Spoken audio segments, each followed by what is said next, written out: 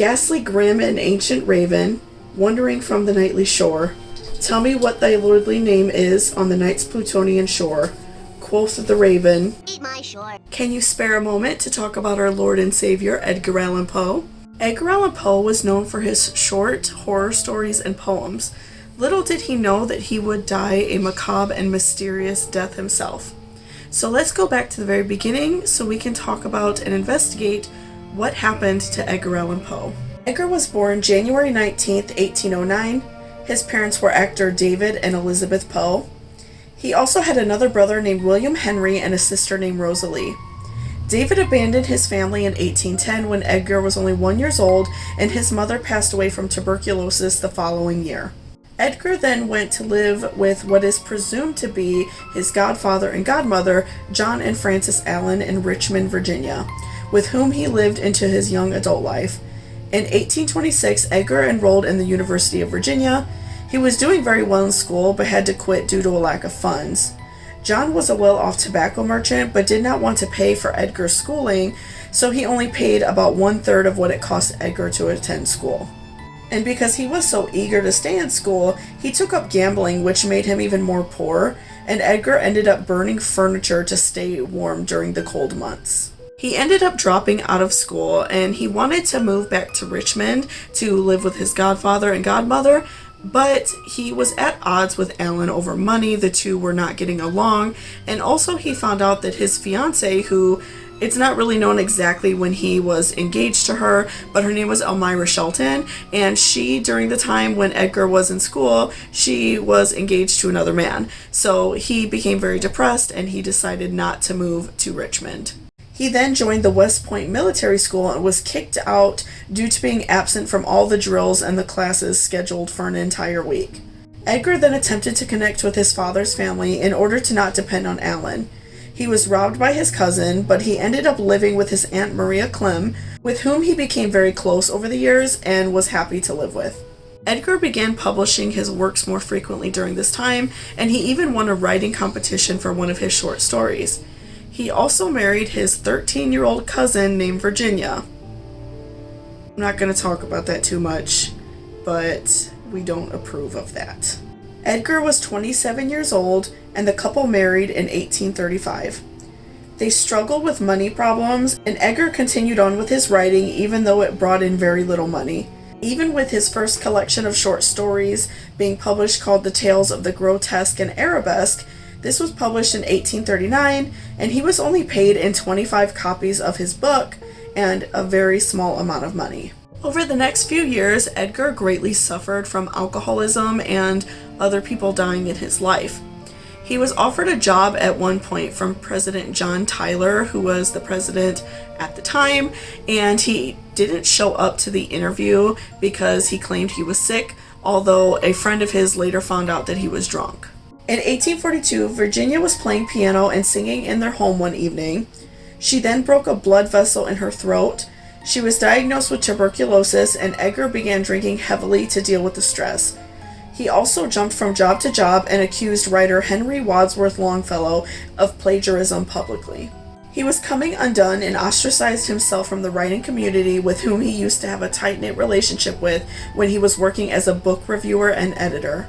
In January of 1945, Edgar was able to publish his most famous poem, The Raven, in the Evening Mirror, and this skyrocketed his career and put him as a household name. Virginia died on January 30th, 1847, in the home now called the Edgar Allan Poe Cottage, located in what is now the Bronx in New York, which often included the theme of death of a beautiful woman.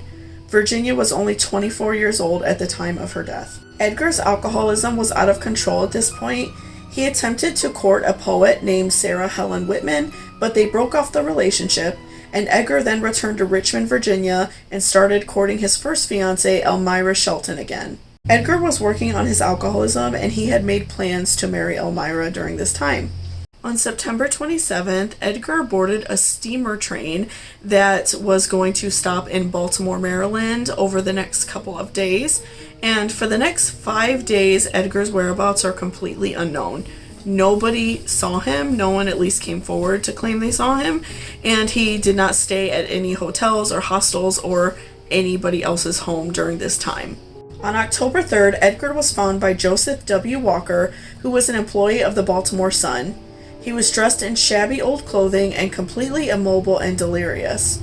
He was laying in a gutter outside of a public house that was being used as a polling house. Joseph discovered Edgar and realized he was in critical condition, so he was taken to Washington College Hospital.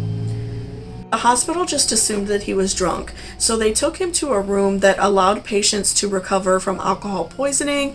It wasn't a very intensive care unit. They would just check up on them from time to time and make sure they were rehydrated and getting food to eat.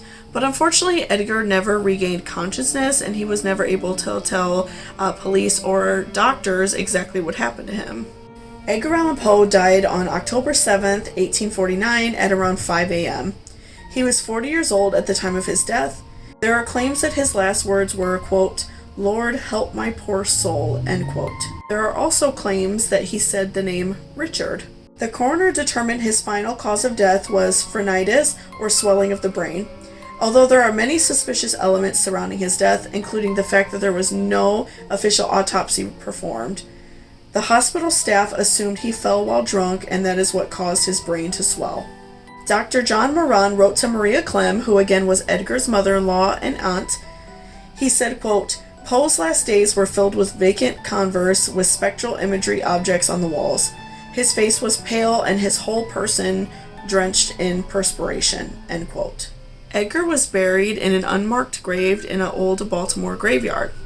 This is where the story becomes very muddled because there are several theories surrounding his death, and unfortunately because there is no certification, there was no autopsy done, it's really hard to determine exactly why he died, especially because the days before he died, doctors just kind of blew it off as if he was just passed out from being drunk. The first theory, which I find the most probable, is that he suffered from delirial tremens, or the DTs. This is when a person is suffering from severe alcohol poisoning, stops drinking cold turkey, and the withdrawals cause symptoms such as shaking, shivering, and an irregular heartbeat. He was missing several days, and I could believe that he was in a bad mental state wandering the streets, as delirium tremens cause severe confusion. Another theory that I could also believe is one from 1872, in which it is thought that Edgar was a victim of cooping, which is when an election was going on, a group of radicals from a particular political group basically kidnaps someone and forces them to vote for their chosen candidate. They would often change the person's clothing and have them vote several times. This could also explain the fact that Edgar was in old shabby clothing, which is something that he would not have worn. Edgar was known as being a sharp dresser, and he would not have walked out of the house with torn clothing. Cooping was very common at this time. Some historians also believe that Edgar was drinking in a nearby bar, and him and another man got into a fight over a woman he may have been flirting with, and the man he fought with took it too far and beat him to near death. I could see a combination of the DTs and the other two. Maybe Edgar was acting odd and seemed homeless, and someone took advantage of that. I could also assume that maybe he got desperate for a drink and took it too far and got into a bar fight as well. There are also several other theories that revolve around Edgar possibly having some pre-existing health conditions that were really common for the time. It is believed that he may have had a heart disease, epilepsy, which could have been the reason he fell and had a fracture on his skull, syphilis, meningeal inflammation, again from the fall, cholera, and rabies. These all seem plausible due to the fact that he did fall into the ditch, but I do believe that there was some sort of foul play due to his clothing. Alcohol is believed to be a major component of his death, not only because of his alcoholism, but because it has also been reported by people who knew him that he would be staggering and stumbling around after only one drink. The last theory that we will go over today that I find the most macabre and kind of scary and unfortunate is the fact that 26 years after he died, the town of Baltimore wanted to put up a nice burial spot for Edgar. They wanted to put up a nicer statue because he was in an unmarked grave for a very long time. So the workers that pulled his coffin out of the ground, they exhumed it. The coffin broke, and of course back then coffins were made much different than they are now. Nowadays we have the caskets that are completely sealed, and they're not really made out of just wood anymore. So the coffin actually broke, and all of Edgar's remains fell back into the grave. And the workers said that they heard something rattling around in his skull, that they heard like a rock or something knocking around. And during the time, newspapers reported that it was his brain that had just dried up and basically shriveled down to that point. But many historians and medical professionals believe that he may have had a brain tumor, which, combined with alcohol, must have caused him to act very odd, showing that he was missing for several days before his death, and that he may have been under an extreme state of like confusion, and he may have fallen and hurt himself. So I could see that. And then also, I do feel that there was some sort of foul play, but I do see that the brain tumor explanation could be very strong as well. But I do find that this is very sad and also really disturbing that they exhumed his body just to put a different statue over his grave. I find that very odd. I would just think that you would have to take away the tombstone and then put the statue over it. And they messed up with his statue. They labeled it January 20th, which is the day after he's born. And so it's very odd, and it seems very mysterious, and just adds another layer to this tragic story. There are many other theories, including his fiancée beating him or carbon monoxide poisoning, but many historians believe it was a combination of alcohol, health issues, and maybe even some sort of physical violence. Between 1849 and 2009, a man called the Poe toaster left 3 roses and a bottle of cognac on his original gravesite every January 19th. A man named Sam Popera claimed he was the Poe toaster, but that has never been proven.